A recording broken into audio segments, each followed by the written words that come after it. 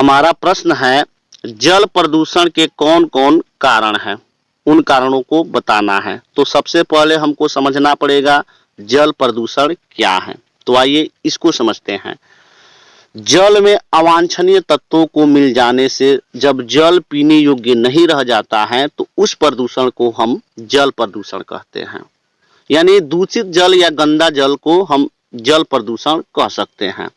तो आइए जल प्रदूषण के कौन कौन कारण है इसको देख लेते हैं।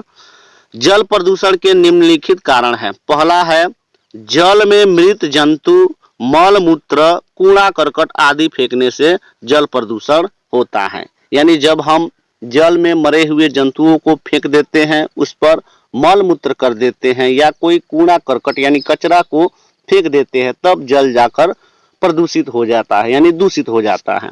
दूसरा कारण है, औद्योगिक कारखानों के गंदे अवशिष्ट उत्पादन का नदियों में जाने से पहले जल प्रदूषित हो जाता है।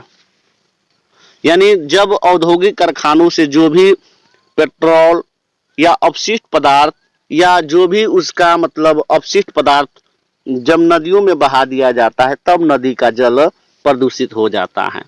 तीसरा कारण है, आणविक तथा नाभिकीय ऊर्जा के प्रयोग से रेडियो सक्रिय पदार्थ जल को प्रदूषित करते हैं।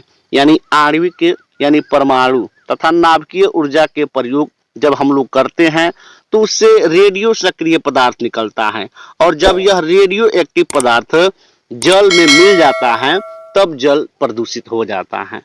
चौथा कारण है, वर्षा जल के साथ फसलों पर डाले गए कीटनाशक पदार्थ मिट्टी में मिलने से अन्य हानिकारक तत्व भी जल में पहुंचते हैं जिससे जल प्रदूषित हो जाता है। यानी जब हम लोग खेती बाड़ी करते हैं, खेती बाड़ी करने के लिए फसल उगाते हैं, फसल अच्छा हो इसके लिए हम लोग कीटनाशक, खाद, उर्वरक इत्यादि का जब प्रयोग करते हैं तो हम मिट्टी के साथ मिलकर भूमिगत जल से रिस कर जल को प्रदूषित कर देता है।